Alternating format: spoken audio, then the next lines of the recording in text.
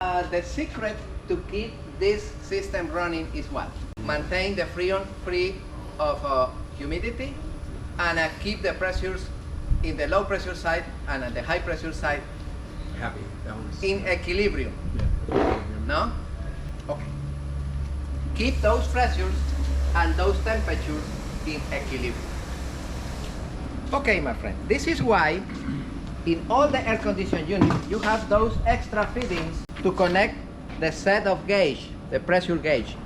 One for the high pressure side will be connected here, and the other one, the blue one, will be connected in the low pressure. And immediately you open the gauge, the pressure here should be around 220 to 30, and the pressure here should be around 60, 70 psi. That's okay? Mm-hmm. And you start the unit. Where you start the unit? At the thermostat? On the thermostat. Later I'm going to explain why. You select the temperature here, and you start the system here. And when the system starts, the pressure in the high pressure side should be fluctuating between 180 to 30, 180 to 30, that needle over there, and the pressure in the low pressure side fluctuating between 60, 80, 60, 80 psi. That's okay?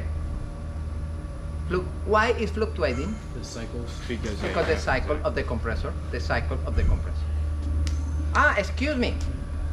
Both pressures in the low pressure side and the high pressure side are below the limit. They are fluctuating but too low. Low refrigerant? Probably the level of refrigerant is low. I'm going to explain the process to added refrigerant. Excuse me. In high pressure side is around 250. In low pressure side is good, but in high pressure is ultra high. Or Lack of raw water, right. perfect. You have some restriction in the high pressure side. No? Excuse me. My air condition, it was running perfect until yesterday.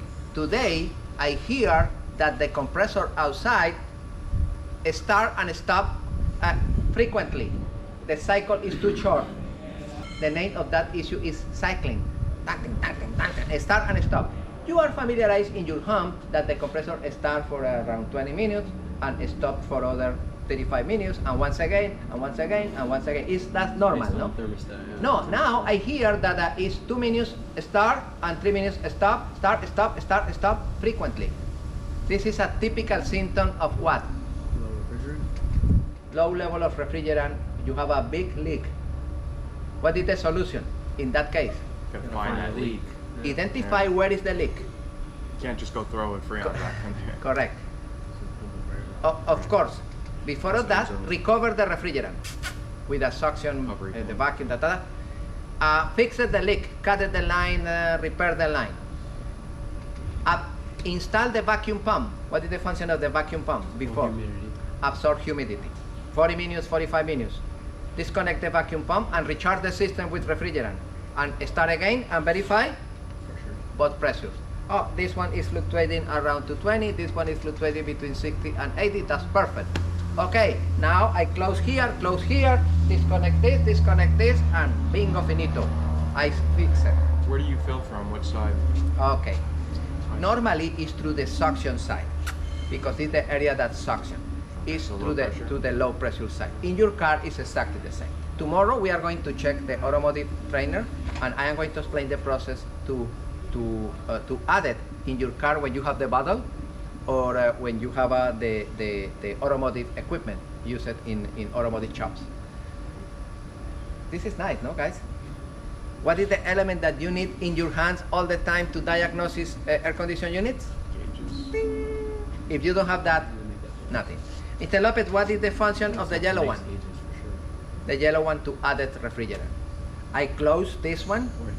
I connect this end to the cylinder, and now I open the cylinder. The system is running, and I open the suction side, and through the suction side I added refrigerant. That's simple.